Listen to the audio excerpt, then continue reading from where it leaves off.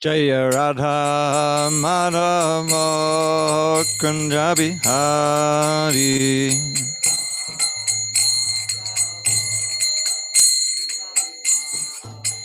Jaya Radha Madhava Kunja Bihari.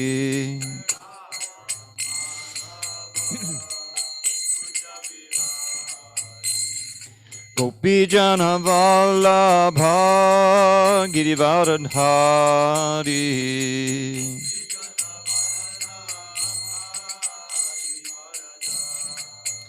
Jai Gopi Jana Vallabha Girivardhari.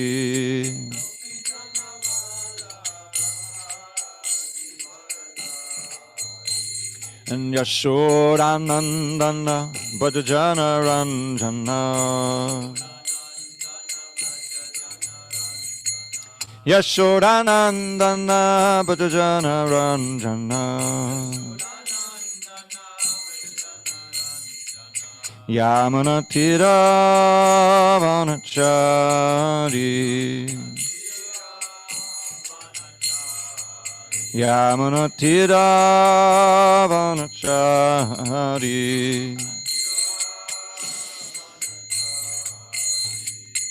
Hare Krishna, Hare Krishna, Krishna Krishna, Hare Hare, Hare Rama, Hare Rama, Rama Rama, Hare Hare.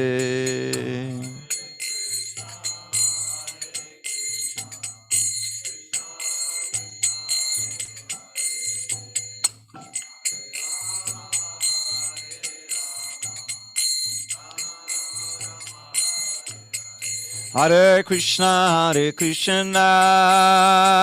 Krishna Krishna, Hare Hare, Hare Rama, Rama Rama, Hare Hare.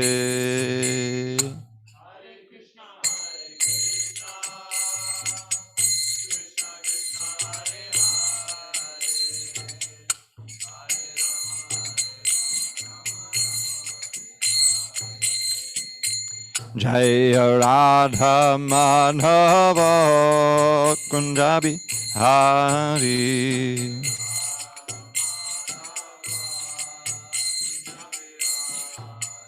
Jaya Radha Madhava Kunja Bihari.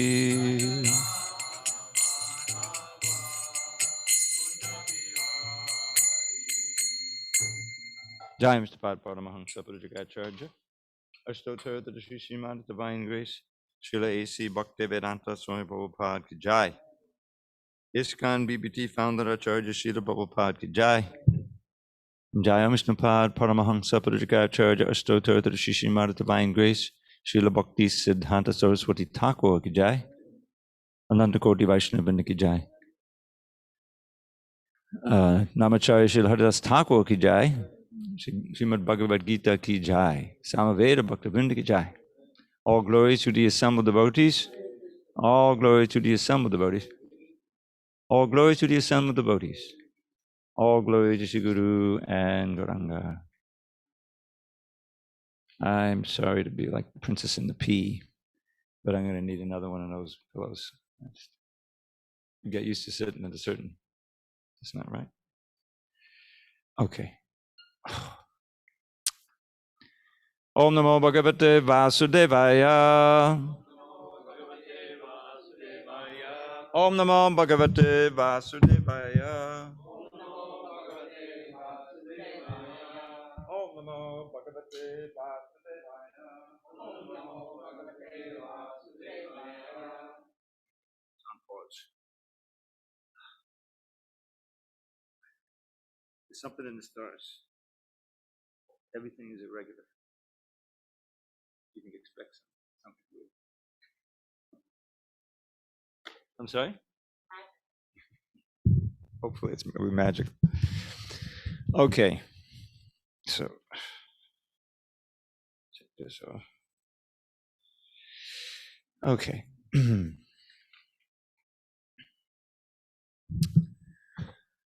On the 7th day of June, 2021 in SanDiego. We're reading from Srimad Bhagavad Gita as it is, translation and commentary by His Divine Grace A.C. Bhaktivedanta Swami Prabhupada. We are in chapter 12 entitled Devotional Service, text number 5, the bottom of page 512.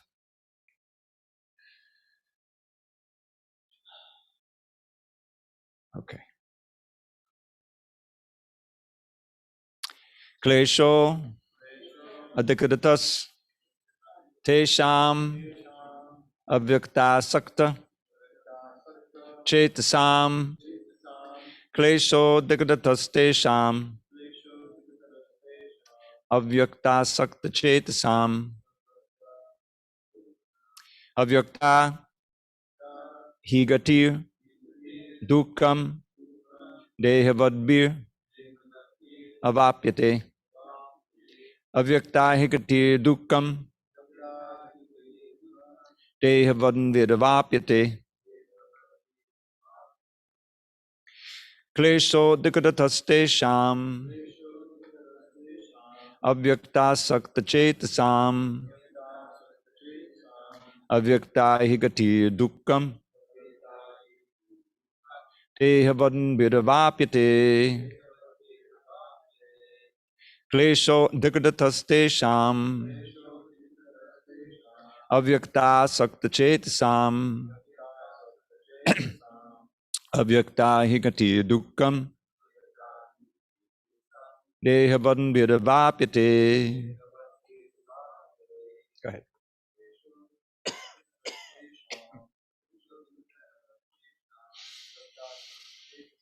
Avyakta sakta chetasam avyakta higati dukkam tehavan viravapyate klesho dikadatas avyakta sakta chetasam avyakta higati dukkam dehavan viravapite. Gosh. Klesho dikataras avyakta sakta chetasam avyakta higati dukkam dehavan viravapite. Meet you, want to try? Klesho dikataras avyakta sakta chetasam avyakta higati dukkam dehavan viravapite. Chris. Klesho dikatadas avyakta sakta chetasam avyakta higati dukkam dehavan viravapite. Ladies. Kleshaha, trouble. Adhikataraha, very much. Tesham, of them, avyakta, to the unmanifested. Asakta, attached. Chetasam, of those whose minds, avyakta, toward the unmanifested, he certainly gatihi, progress, dukkam, with trouble, deha vadbihi, by the embodied, avapite, is achieved. Translation. For those whose minds are attached to the unmanifested impersonal feature of the Supreme, advancement is very troublesome. To make progress in that discipline is always difficult for those who are embodied. Report. The group of transcendentalists who follow the path of the inconceivable, unmanifested, impersonal feature of the Supreme Lord are called Jnana Yogis, and persons who are in full Krishna consciousness, engaged in devotional service to the Lord, are called Bhakti Yogis. Now, here the difference between Jnana Yoga and Bhakti Yoga is definitely expressed.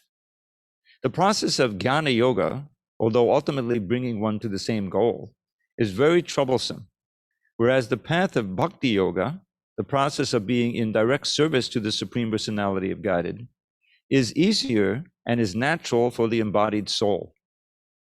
The individual soul is embodied since time immemorial. It is very difficult for him to simply theoretically understand that he is not the body. Therefore, the bhakti yogi accepts the deity of Krishna as worshipable because there is some bodily conception fixed in the mind, which can thus be applied. Of course, worship of the Supreme Personality of Godhead in his form within the temple is not idol worship.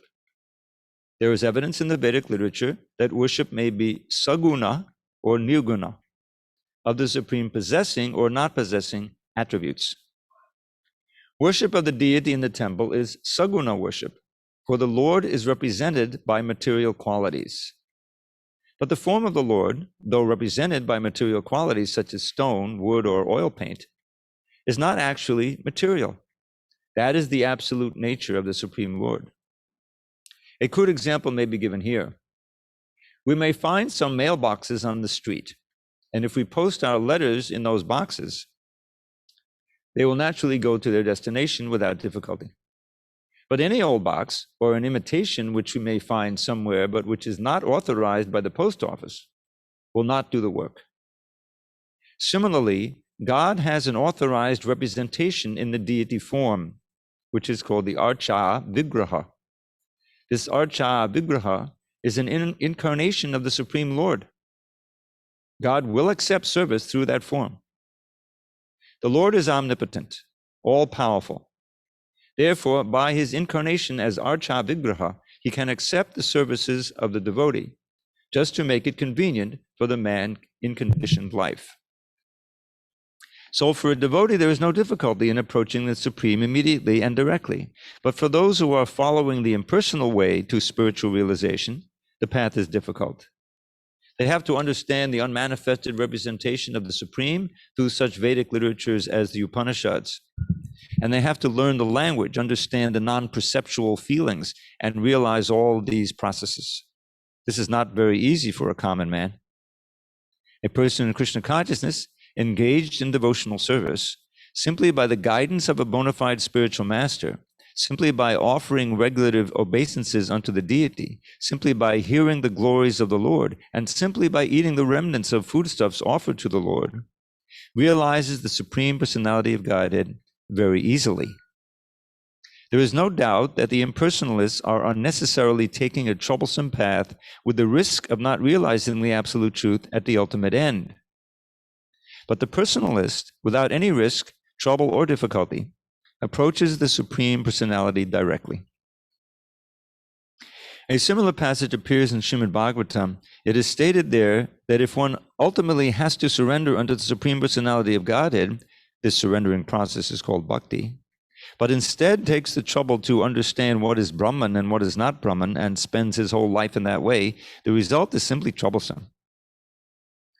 Therefore, it is advised here that one should not take up this troublesome path of self-realization because there is uncertainty in the ultimate result. A living entity is eternally an individual soul, and if he wants to merge into the spiritual whole, he may accomplish the realization of the eternal and knowledgeable aspects of his original nature, but the blissful portion is not realized. By the grace of some devotee, such a transcendentalist, highly learned in the process of Jnana Yoga, may come to the point of Bhakti Yoga or devotional service. At that time, long practice in impersonalism also becomes a source of trouble because he can't give up the idea. Therefore, an embodied soul is always in difficulty with the unmanifest, both at the time of practice and at the time of realization. Every living soul is partially independent, and one should know for certain that this unmanifested realization is against the nature of his spiritual blissful self. One should not take up this process. For every individual living entity, the process of Krishna consciousness, which entails full engagement in devotional service, is the best way. If one wants to ignore this devotional service, there is the danger of turning to atheism. Thus, the process of centering attention on the unmanifested, the inconceivable, which is beyond the approach of the senses, as already expressed in this verse, should never be encouraged at any time, especially in this age. It is not advised by Lord Krishna. Om Jnana Timirandasya Jnanandana Shalakaya Chakshu Unmilitam Mena Tasmai Shri Gurave Namaha. I was born in the darkest of ignorance, but my spiritual master, Srila Prabhupada, opened my eyes with the torchlight of knowledge. I offer my humble obeisance unto him and all members of Shri Parampara. So just as a test question, does anyone in the room, thinking maybe that they'll just take up worship of the impersonal. You know, no hands, no legs, no smile, no prasadam, no kirtan, no devotees. Does that sound attractive? And it's not just us. As Prabhupada makes the point here, it's the nature of the living entity to be active, to have activities, to see things, to hear things in the spiritual world. When you read about Goloka Vrindavan, you read about Krishna in Vrindavan, all the senses are going on, right? There's the fragrance, they're walking out into the forest and there's all these flowers, and the bees are going mad because of Krishna's garland. And Krishna himself has a wonderful special fragrance that he always has, what to speak of the sounds and the sights, and they're massaging Krishna, the touch, every sense is involved. Rishikena Rishikesha Sevanam Bhakti Ruchate. Who knows what that means? Yes, thank you. This is one of the verses near the beginning of the Bhakti Rasamrita Sindhu that's defining pure devotional service. His companion verse is Anya Bilashita Shunyam, which is even more seminal, like we say. So what does this mean? Rishikena Rishikesha Sevanam Bhakti Ruchate, as Bhakti Alex said. So the verse begins with this: Sarvopadi Vinay Muktam Tatpadatvena Nirmalam Rishikena Rishikesha Sevana Bhakti Ruchate. What is this bhakti? So the first phrase is Sarva Upadi Vinay Muktam. This understanding of upadis is very important, because we learn how we're conditioned souls, meaning that we've been through many, many births in this material world, countless eons probably. Different forms. We're now very fortunate to have a human form or body, But in this human form or body, especially, we have so many designations that we accept as our identity. Age, gender, ethnicity, socio-economic situation, which family you're born in, so many different things, where you're born, So all of these pertain to the body, not the soul. The first lesson, the A of the ABC, is that you're not that body. Aham Brahmasmi. I think that's the first Sanskrit phrase I ever learned. Aham Brahmasmi. What does it mean? You don't know. Okay. You know this one, Dimitri? Okay, not yet. Glenn, you should know this one by now. I am spirit. Aham Brahmasmi. This is a favorite, the impersonalists use this all the time, because their whole thing is to try to focus on ourselves as Brahman, pure Brahman, spirit, not matter. But their method of doing that doesn't involve chanting and dancing and all of these things. It involves cogitation. It involves studying Vedanta. And that's what's called Jnana Yoga. Probably defines it as Jnana Yoga. The emphasis is on knowledge, impersonal knowledge. And Prabhupada uses that also. It's not that we don't, that weapon or that technique is used in the Bhagavad Gita. At the beginning of Krishna's instructions back in 2:13, the verses we can all chant together, and we should know this one. Dehi nosmin yata dehi komaram yovanam jara tata dehantara prapti dira tatta namuyati. This is a verse that anyone can, if you just understand it and think about it, it helps to enlighten one that, I'm spirit, not the body. The body's been changing all our lives. We can all remember when we were little kids. My remembrance begins about 5, and I can remember certain high points. We know we're back there, and we have pictures, or we know we had little bodies. So the body obviously has been changing all this time, gradually but steadily. I am the same person. So the light bulb should go off. Oh, I am the same person, but the body is constantly changing. Therefore, I'm not the body. What are you? Well, I'm the knower of the body. Yeah. You're the consciousness within the body. But Prabhupada said, you're the soul who has consciousness. The consciousness is a symptom of the soul. So right away, no one ever hears this. If you go to first grade, second grade, you're not going to get into this. They don't know that that's the most important foundation of your knowledge. Without that, everything is simply relative conditioning. You're part of the whole Bhavasagara, the change. You're focusing on all the things that change. But what does the Vedanta Sutra say? Atato Brahma Jigyasa. Now, as a human being, you should look into the Brahman. Brahman means the eternal reality, the foundation of all being. Not all of this phantasmagoria of constant change. That's Maya's trick. It attracts your attention. Our attention is everything. Attention to the constantly changing, my emotions, my relationships, and what's funny, what's pleasant, what's not, what's the fear, all of this. It's constantly going on. So unless you are taught to turn your attention toward the eternal, and ask the questions, what is this life all about? What is my eternal benefit, my actual benefit? The word Shreya, you remember that? Not just preyas, the immediate good, but what's my ultimate good? You won't, there's no way you can do that on your own. You need to have a teacher, you need to have something. So we have Bhagavad Gita, Srila Prabhupada. So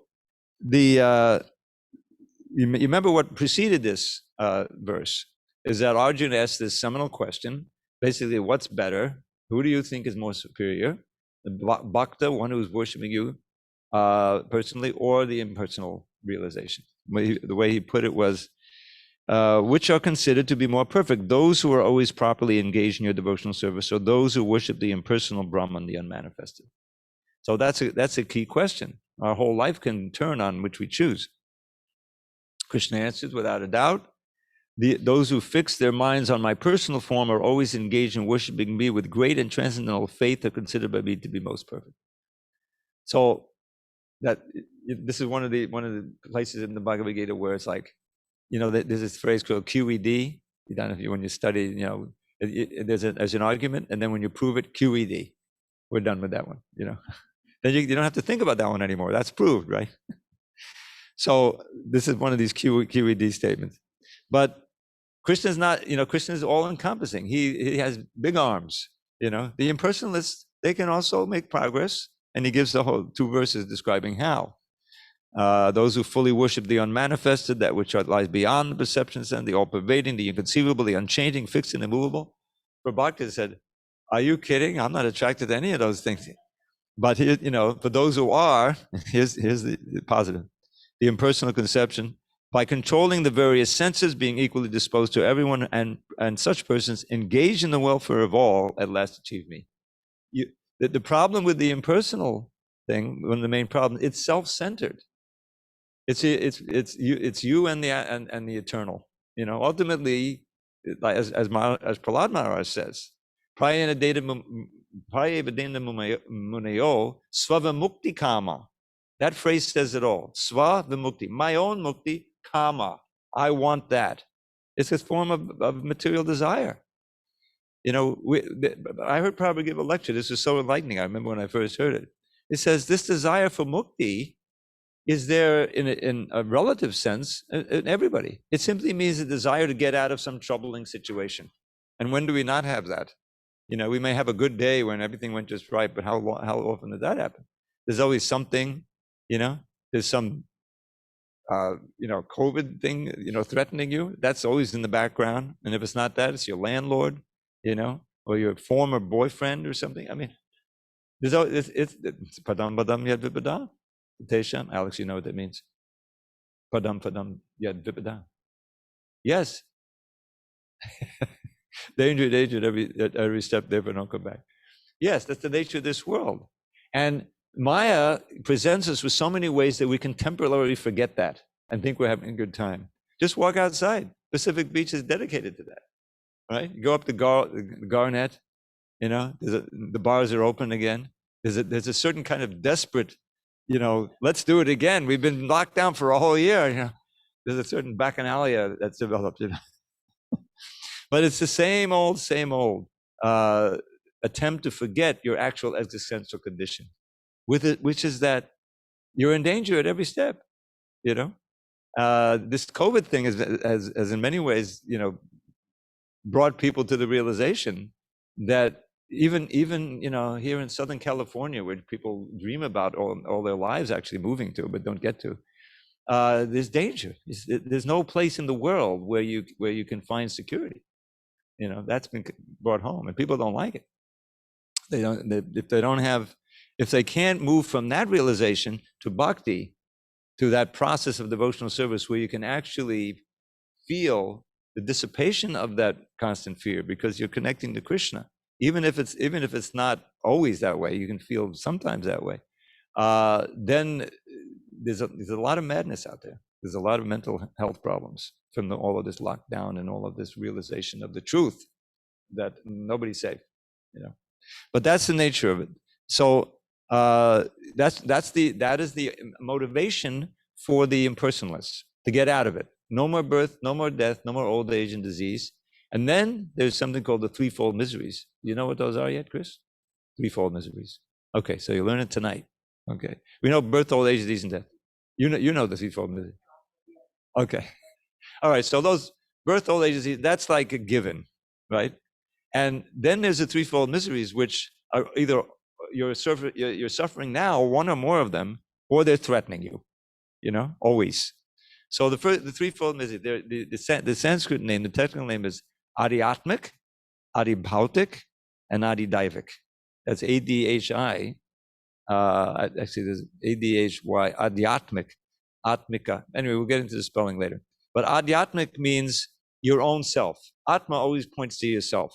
And it can mean many different things, not just the soul. It can mean the mind, the body, the senses, the intelligence, the super soul. And when Lord Chaitanya is explaining the Atma Rama verse, he goes through all that and he explains it many, many ways. You can understand that one verse. So, what is Adhyatmic misery? Oh, you got a note there from a previous class. Yeah. Yeah. I mean, who hasn't experienced that? I mean, I'm experiencing a little bit right now. I didn't bring my pillow, my body's not quite comfortable. It's a minor little thing, but you can have an injury that affects you for the rest of your life, and you always got it. It's always either painful or you took some pills or it doesn't hurt, but it's there. Or mental, that can be, PTSD. You went through some trauma, now it's with you. You can't give it up. Anything that happens in your childhood can be, as you well know, you do with children all the time, it can be disastrous. So that's certainly a very big field of miseries, threatening or you're already suffering.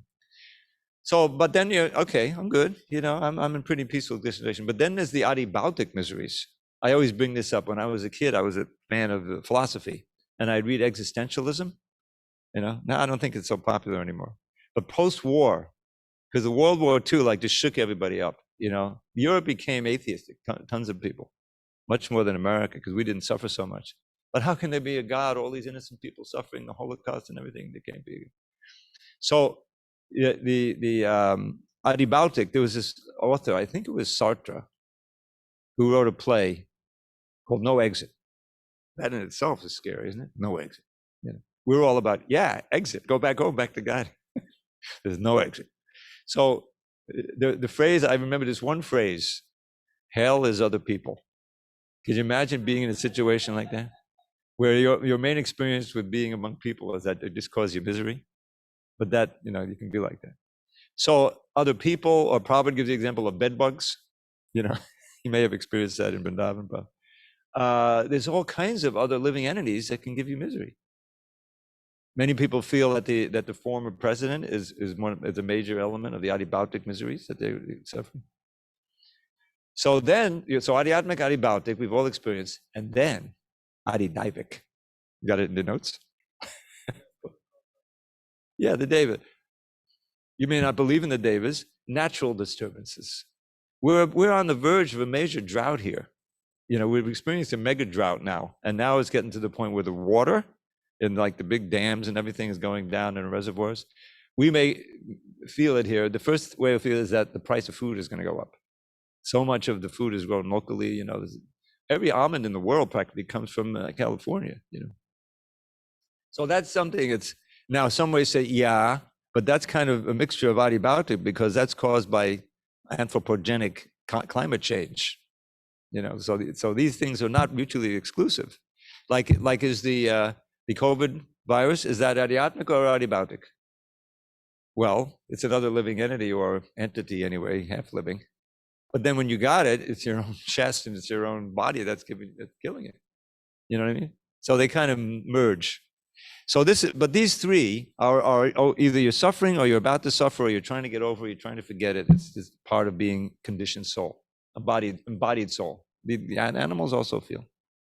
So you've got those main four, which you know about, and they're also, you may say, part of the adhyatmic. But anyway, it's a miserable world. What's the phrase Krishna uses? You notice, Dukkalayam Ashashvatam. 8th chapter. He certified. Dukkha means misery. It's in the verse we just did. Dukkam. It's a very common. It's other phrase is sukham. Sukha. One is sukha and one is dukkha. It's not sukha and dukkha, but it's sukha and dukkam. So sukha is happiness, dukkha is misery. So Krishna certifies this place is an alaya, is an abode of miseries, and he's referring to those 7 we just went through. You know, we all have a different variety. You can't get out of it. They're all pertaining to the body. If you weren't embodied, you wouldn't suffer any of them. You see? But we are embodied. That's what Krishna says. So what does Krishna say here? Klesho adhikaratas avyakta. Now this brings us up to the point of avyakta is one of the main words that appears in the Bhagavad Gita in our literature. It simply means, in its most obvious sense, invisible. You can't see it. Vyakta is visible, avyakta is invisible. So manifest, look it up in the dictionary. I deal with words all the time. Manifest means visible. Now manifest, what do we say? Yeah, manifest it cannot be an intransitive verb. You can't say, I mean, we say it all the time in the book, but actually we're trying to correct it. He manifested. He manifested. No, you have to manifest something. You know what I mean? Transitive, he manifested himself, or he manifested the material world. That's fine, you know. And all it means is that it came into visibility from the unmanifest to the manifest, from Pradhan to Mahatattva. You know, if you study the creation, it's all unmanifest. It's all merged in Mahavishnu. Nothing is manifest for millions and millions of years. And then, you know, he starts exhaling. You know, Prabhupada said, just imagine the caliber of that Mahavishnu.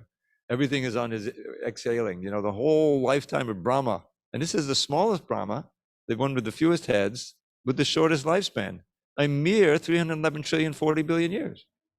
That's his one exhale. You ever go to the yoga class? You studied slow breathing, deep breathing. Imagine breathing in for 311 trillion years. Anyway, so that's Mahavishnu. And when he breathes out, then everything has to start to become manifest. And there's a whole process how that happens. I won't go into the details. He glances and all the living entities come in, but they have no bodies. They have to be, you know, this whole thing of the progenitors gradually bringing everyone back. So they take up where they left off. All that karma that we had, unresolved desires, we're all in a state of suspended animation. We're not dreaming of anything.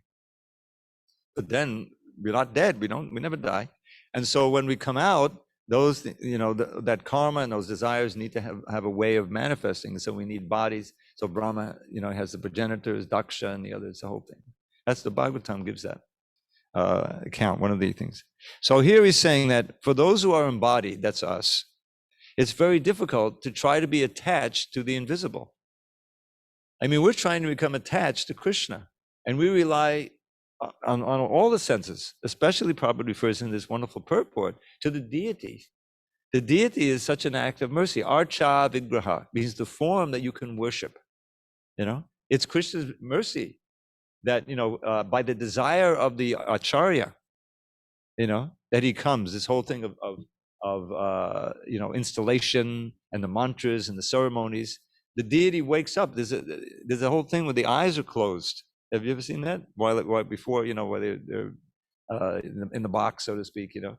And then there's I forget what it's called, Unmilanam, where the eyes open up, you know. They take the things off, you know, and the deity appears and looks at the devotees. Oh, he's here now, you know.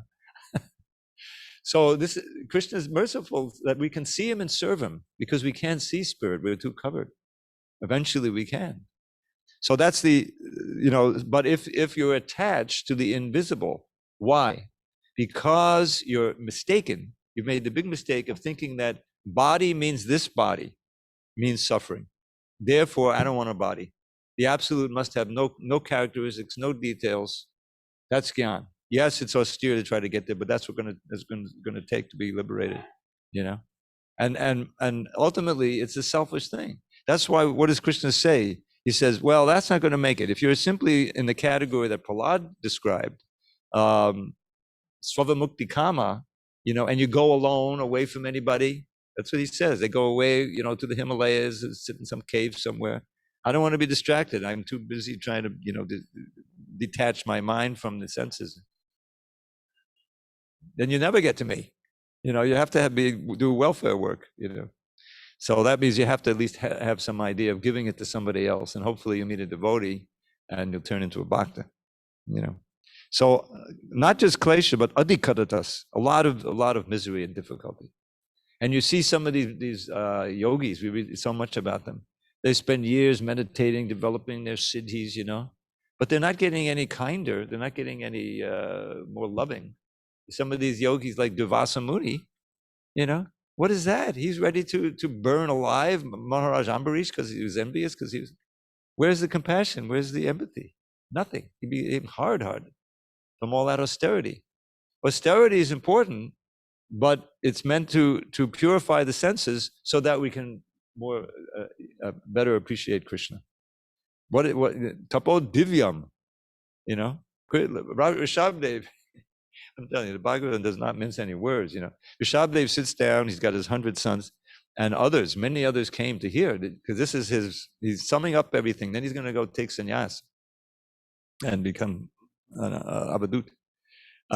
So the very first instruction is, Nayam deho deya bhajang niloke kashtan kamana vibhujange. You know, don't act like a stool-eating hog. That's transcendental? Yeah, that's what we need. A human body, nirdeha, you know, is not meant for the sense gratification, which is what the stool-eating hogs are doing. Well, what should I do?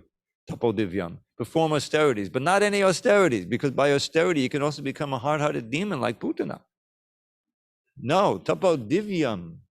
Divyam, austerities as prescribed, like we have our minor little austerities, you know, compared to what the yogis do. But because they're prescribed by the acharya, they're effective. But the austerity is necessary. Why? Yena sattvam shuddye, because your being, your whole nature will become purified. Mind, body, senses, everything, you know, purification. Well, what's the advantage of that? Yes, yasmat, from that purification, brahma saukyam tvanantam, you become eligible to enjoy unlimited spiritual happiness, which doesn't end. In other words, the whole thing points to our natural tendency to want to enjoy. We're living beings. The problem is we're so ignorant, we're trying to enjoy matter and just get suffering like anything. So austerity generally means not to enjoy, to restrain the senses. We were studying the other day, vacho vegam, manasa krodha vegam.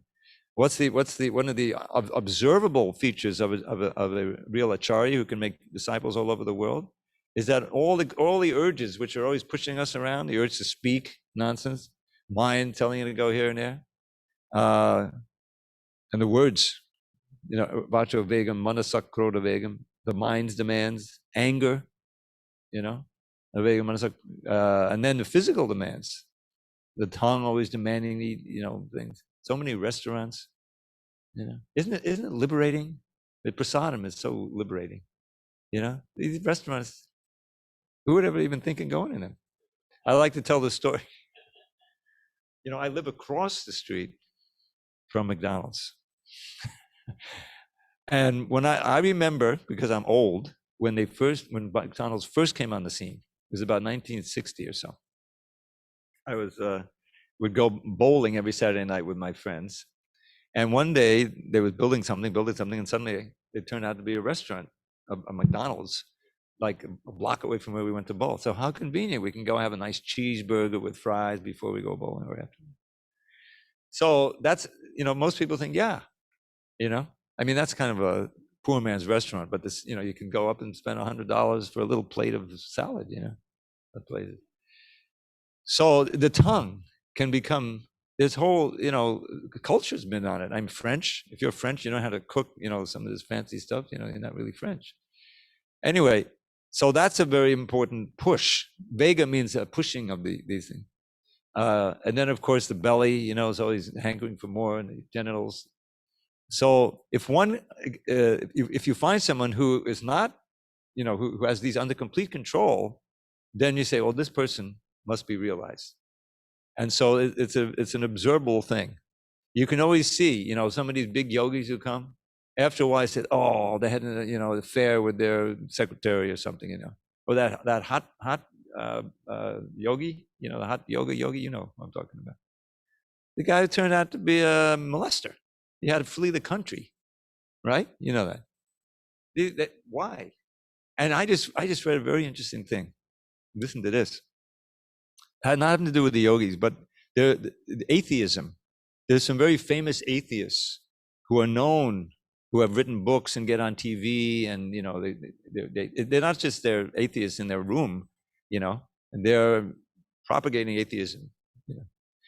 Practically every single one of them, they got accused of this molestation, this, that. In other words, they're not getting the higher taste. And Krishna from within is well, there's no God out there, so they have no moral sense. Their moral sense has no basis, So there's a bunch of scandals surrounding them over the years. So anyway, we want to read one more verse, but this verse is very important in this beautiful purport. Saguna and nirguna. Guna means qualities. Saguna means with the absolute with qualities. Nirguna means without qualities. That's one meaning. Now, Krishna is also known as nirguna, without material qualities. And we have to understand that the words have different meanings. But it's very difficult to try to meditate on something that has no qualities. What do you meditate on? The white light. How long can you do that? For devotees, we have such an advantage. That's why it's open to everybody. Just chant Hare Krishna. Chant the holy name. It doesn't matter where you're coming from. Chant, chant, chant. The holy name is non-different from Krishna. So what is it? So many verses. What does it say? Madara madara metan mangalam mangalanam sakalanangam avalli satpalam chit swarupam sakrirapi padigitam shraddhaya helayava bhagavadanala matram tadiyet Krishna nama. So this is very interesting in terms of mukti, because that's what the impersonalists are after.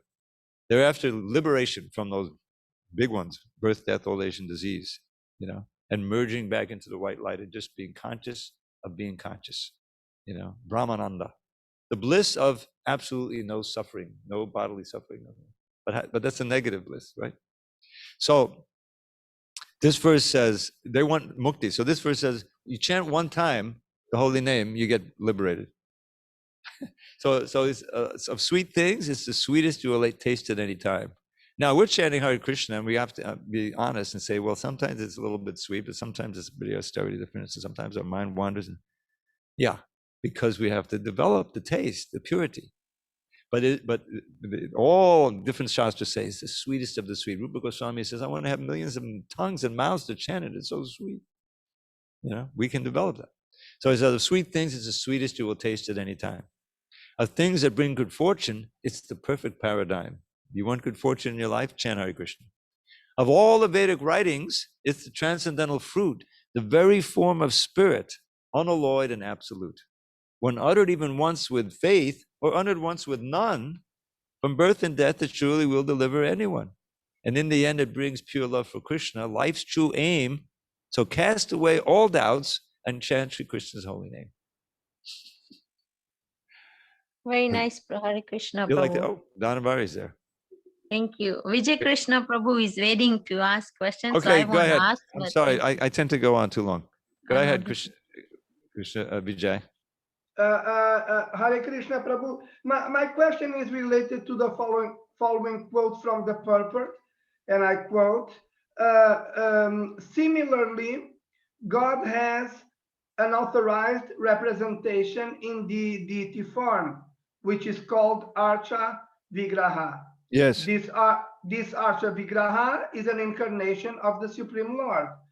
God will accept service through that form, end quote. So my question is as follows. God, because he's God, he's present. Because he's God, he is everything. And because he is everything, he is present everywhere the whole time. So my question is, why is it that I need to go to the temple to worship the authorized Archa Vigraha when, for example, I have my computer in my kitchen, which I am using right now to listen to your class? Why is it that I cannot stay in my kitchen worshiping my computer? What is the harm? If God is everything, and because he's everything, he's everywhere the whole time, why cannot stay in my kitchen worshiping my computer? Why should I go to the temple to worship the Archa Vigraha? That is my question, if Because, I may. okay, thank you. I know you know the answer, but I'll answer anyway. It's an important question. The answer is that we are so conditioned. We need to approach Krishna through his authorized representative. In other words, if we simply understand a little bit of the philosophy, which is certainly that God is all pervasive, and you know, to quote a famous person, Hiranyakashipu, is he not in that pillar? Of course he is. So why do I have to worship God on the altar? I can just look at that pillar and worship. Right? No, that won't get us very far. The idea is we're so conditioned, we can't really, we may know theoretically, which is good, that Krishna is present everywhere. That's certainly part of the philosophy. He's in every atom, he's in our hearts, you know. And we read about yogis worshiping the Lord in the heart, and that's authorized at a certain point. But we're too conditioned, we're too disturbed. We're Kali Yugites. You know, we don't live very long. We have to follow Krishna's instruction. It ultimately is everything is personal with Krishna consciousness. And so Krishna has set up this system that you need to approach my devotee and surrender, right? Tadvidi paripadena pariprashnena sevya, he says in chapter 4. If you want to know me in truth, then you need to approach someone who's seen me, the Tattvadarshi, and surrender, ask questions, and serve, and then you can be enlightened that way. So the whole system has been set up that Krishna is willing to appear by the desire of his pure devotees. You know, these deities we have here, of course, were installed by Srila Prabhupada or his authorized representatives. I'm not sure exactly how it happened, but it was under his aegis, his authority. And Krishna, to reciprocate with his great devotees, he's willing to even allow mlechas like us, you know, to get on the altar, you know, and worship and so, and to reciprocate, to give us attraction for himself in his personal form through the personal form of the deity that is now empowered, if you will, you know, installed and like that. Now that doesn't mean that you can't be enlivened by, and I do it all the time. You know, I have so many deity pictures on my little iPad, and sometimes I chant to them because we know, as Prabhupada, he lists here, he says brass and stone and paint, right? Well, why not pixels? Why not? There is no reason, you know. But the full reciprocation you get. Now, if you're in a situation, you're traveling Sankirtan, you don't have deities, yes, you can do pictures. That's authorized. They asked Prabhupada. You can worship the Bhagavatam. He said we should worship the Bhagavatam because Krishna is not different. But the experience of having the deities with their regular offerings or the mantras being chanted, the formality of it, the cleanliness, all of that helps us to purify ourselves. And so the temples are very important. That's why Prabhupada gave his lifeblood. You know, you read that book by Giriraj Swami, I'll Build You a Temple. It's all about Prabhupada undergoing so many austerities to give the people of Bombay, you know, and through them all of India, because it's such a key city, a chance to have a magnificent temple where they'd come and appreciate the form of the deity and bring offerings and worship and hear the kirtan and hear about Krishna. Like this temple is an ideal place to hear about Krishna. You know, we keep it clean. Everything reminds you of Krishna. The regular deities are there. The books are here. And so it's a place to hear. It's a place to serve. It's a place to take, get prasadam. It's all these different things. So the temple and the archa vigraha, the worshipable form, is key for us because we need engagement for our senses. Have you ever noticed how the artik, first of all is the hearing, you hear the bell, you hear the kirtan, you hear the prayers, right? You certainly see all the beautiful deity forms, a smile, everything is there. You can smell the fragrance of the flower, the incense, right? You can feel the sense of feeling, with the lamp, right? And after it's all over, there's a prasadam. So all the senses are involved. Whereas the impersonalists are doing just the opposite. No. They if they eat something, they eat the plainest, tasteless thing because it's Maya. You can't even imagine it. It makes your skin crawl to try to just think of doing anything like that. But that's what Krishna is describing here. That there's a lot of trouble involved. But the prospect of bhakti, as given by Chaitanya Mahaprabhu, as given by Gaudiya Vaishnava, especially centering on the chanting of the holy name. Everybody, come along. Nam Nam Akadi Bahodani Dasava Shaktis. Oh Lord, you've invested all your potencies in the holy name, and there's no hard and fast rules for chanting. No restrictions of time, place, or person. That's very important. You go try to do some Vedic sacrifice. Are you kidding? You got to be a Brahmin. You got to, have 100 Brahmins. They get paid, No, you just come and chant it because Krishna, Bhava Grahya Janardana, he's looking for the feeling. And he's looking for that, even if you pronounce it wrong. It drives me up a wall sometimes, but I have to. But here's one. Is that all right, Prabhu? You understand the difference? Yes, completely. Wonderful answer to my question. Hare Krishna. You always say that. Thank you. But You're welcome. Okay. All right. We have time Hare for one Krishna, more. Prabhu have. Okay, give me Dhanabhari, 1 go ahead. minute. Okay. Go ahead. My question is impersonal people, do they read Bhagavatam and Gita and all or no? The impersonalists? Yes. They don't do much with Bhagavatam because Bhagavatam is you can't really get anything impersonal out of it. But Bhagavad Gita, somehow they screw out some impersonal message out of the Bhagavad Gita. Bhagavad Gita is very popular. It's much shorter. It's it's easy. And so Prabhupada's main mission is on the very title of the book, Bhagavad Gita as it is. You read the introduction, you read the preface. One lady asked me and this was before he had Bhagavad Gita published, whether I could read it. She couldn't recommend any because they're all tainted with impersonalism, So therefore he said, I'm going to produce Bhagavad Gita as it is. And it was a big struggle with that early crew. Nobody knew anything. They have one fellow typing. He wasn't a devotee even.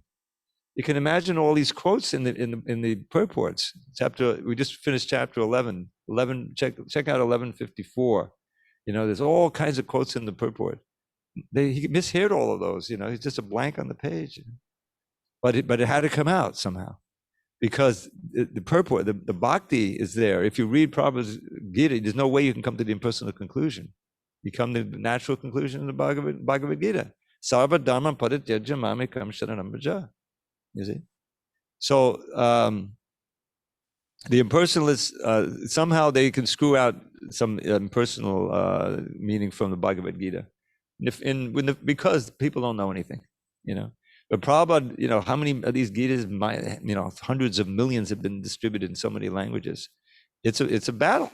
It's a battle with ignorance and these cheaters who are trying to do impersonalism. So Bhagavad Gita is bhakti book. At the end, the essence is, I'll give you the essence and we'll end.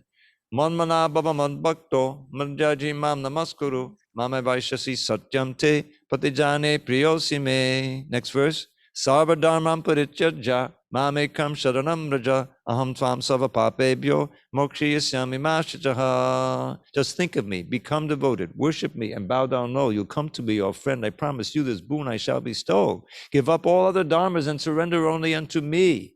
Your sins I'll nullify, O Arjun. From anxiety, be free. The whole Bhagavad Gita culminates in that. Very nice. Thank you so much. Hare Krishna. All glories to your service, Prabhu. Thank you. Thank you, Dhanabhari. Hare Krishna. Thank you Hare for Krishna. attending. And for others who are on the internet, thank you. All glories to Srila Prabhupada.